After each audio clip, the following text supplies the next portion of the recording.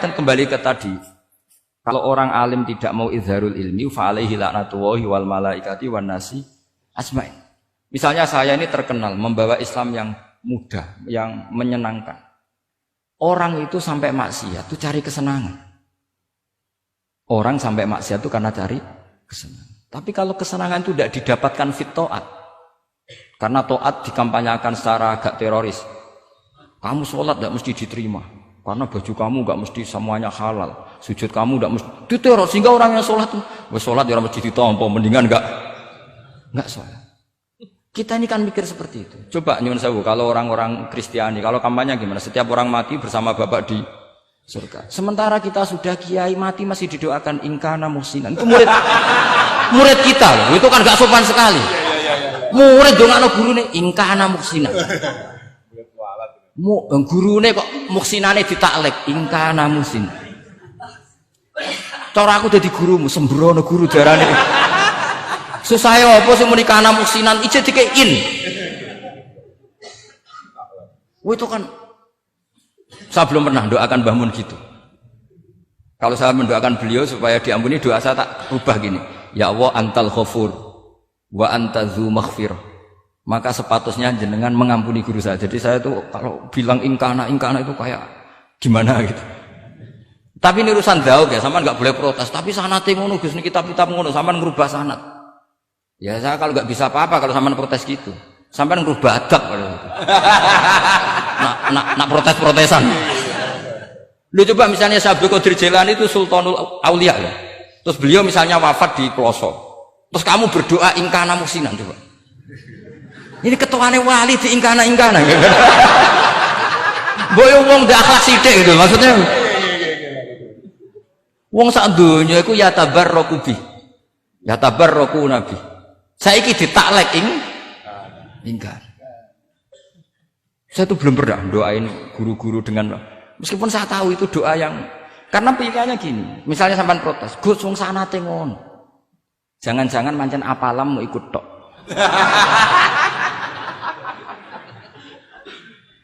Loh Imam Syafi'i itu kalau doain mayit, ini sekaligus ijazah tapi haram ditiru. Ya tapi ijazah tapi haram ditiru. Imam Syafi'i itu pernah ngecewakan seseorang karena beliau itu idola, ada orang meninggal beliau diminta rawuh-rawuh. Doanya hanya gini tok, ya Allah, Engkau itu tetap menjadi Tuhan meskipun tidak menyiksa orang ini. Jadi menyiksa orang ini tidak kebutuhan Engkau. Kalau tidak jadi kebutuhan Engkau ya tidak usah dilakukan. Itu terus pulang. Pulang keluarganya gerembeng. Iki piye ndonga ngono tok. Tapi satu keluarga itu diimpeni mayit itu diampuni gara-gara doanya Imam Syafi'i. Ya Allah, anta ghaniyun. Anta itu ghaniyun an adzabin. Engkau tidak perlu menyiksa orang ini. Engkau tetap Tuhan, tanpa menyiksa orang ini tetap Tuhan. Jika itu tidak kebutuhan engkau, ya sudah, tidak usah dilakukan. Terus, iya. Jadi kalau saya doain guru-guru, ya Allah, sifat ghafur engkau itu pasti efektif. Gak mungkin sifatnya jenengan kok boten tembus. Ya sudah, ya seperti itulah ya Allah.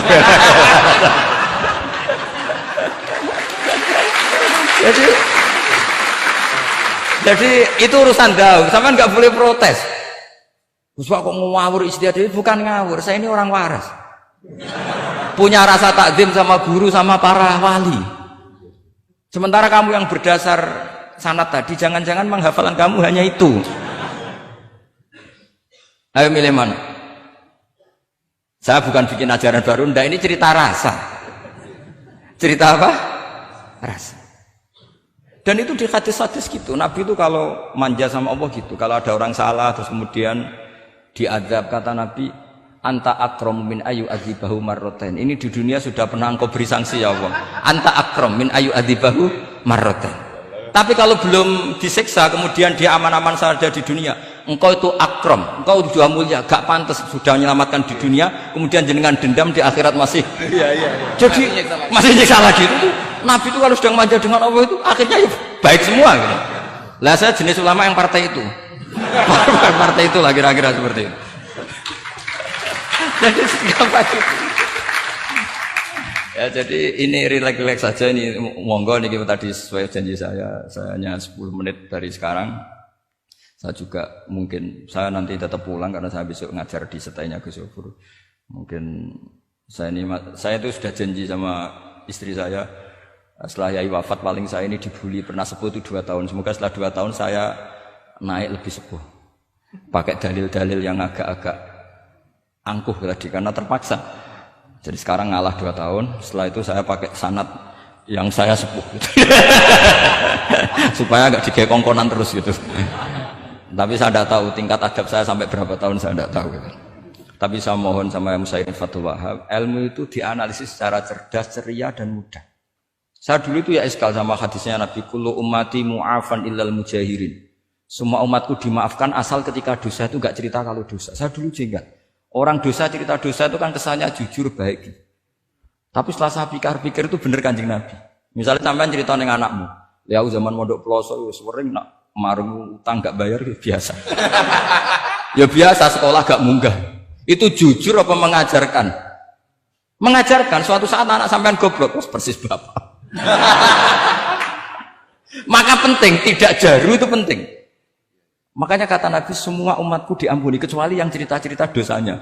Karena dengan cerita itu artinya apa? Misalnya sampean zaman puber pacaran, terus kamu cerita, "Lah dhisik untuk ibumu ya pacaran." Oh, tak goncengno ngalor ngidul.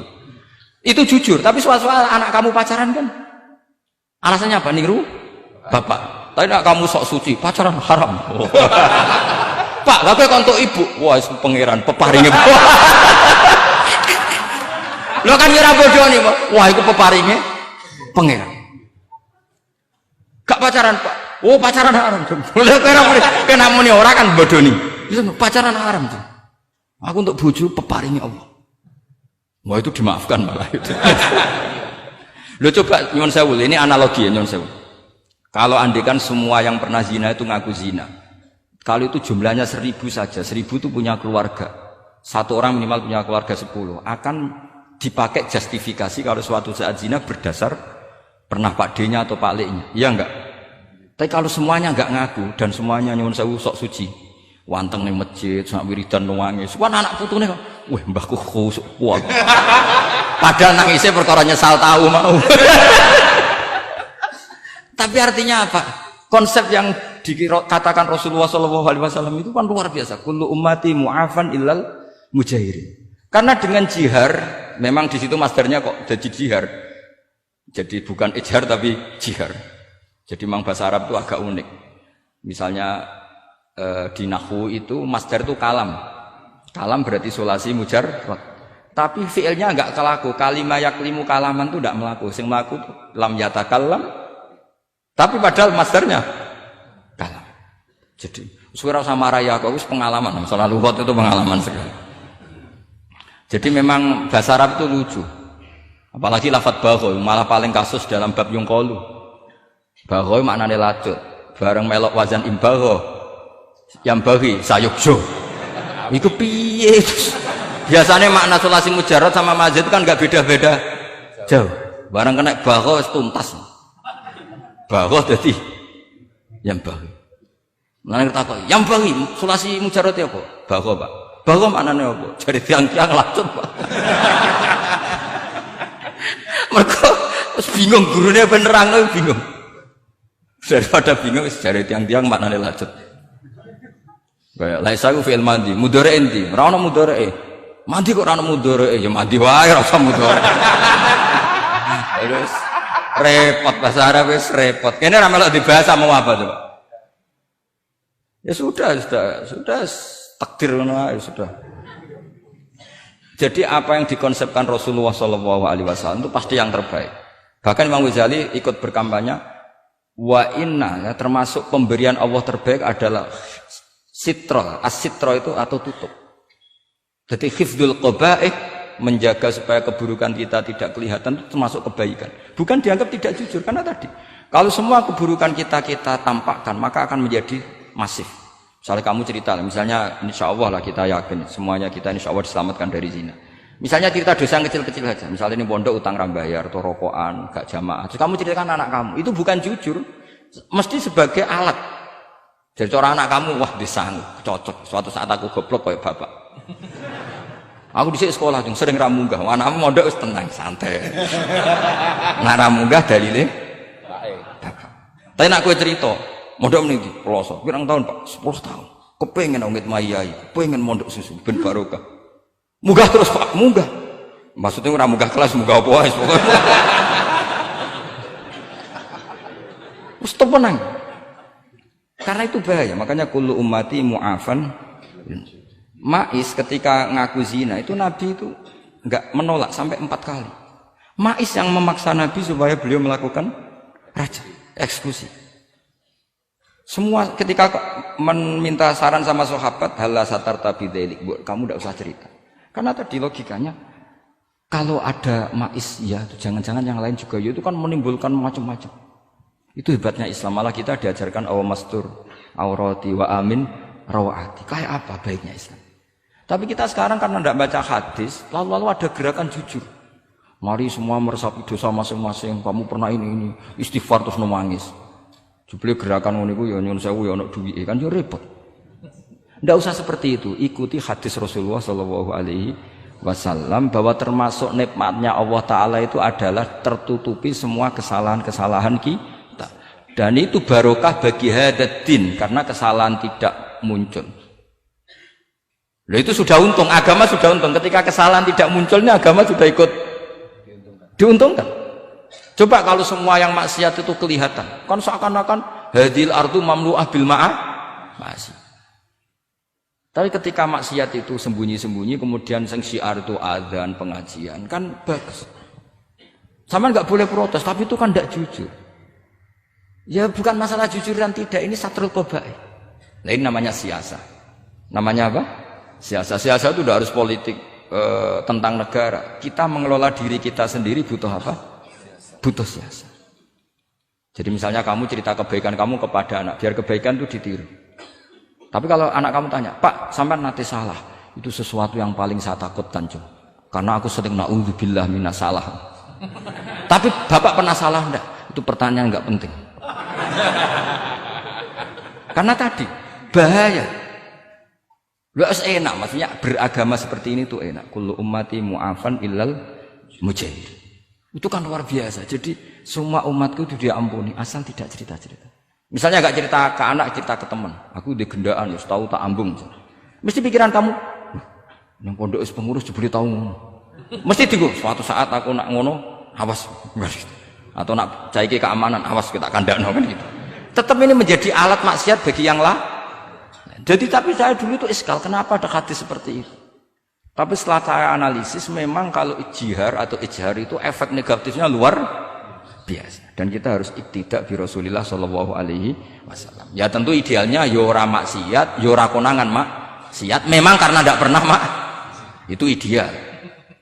Memang gak konangan karena tidak pernah melakukan.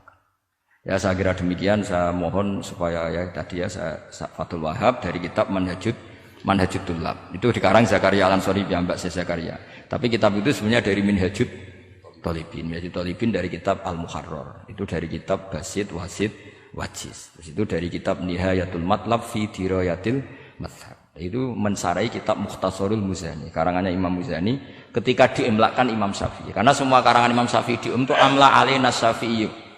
Ya amla alaina Syafi'i. Makanya kalau sampean ngaji muin qala fil Buaiti. Buaiti itu nama orang. Qala Syafi'i fil Buaiti, qala Syafi'i wa amlahu alal Buaiti. Makanya qala fil Buaiti, qala fil Muzani itu nama orang. Artinya karena Imam Syafi'i itu hanya mengimplakkan. Terus muridnya nulis.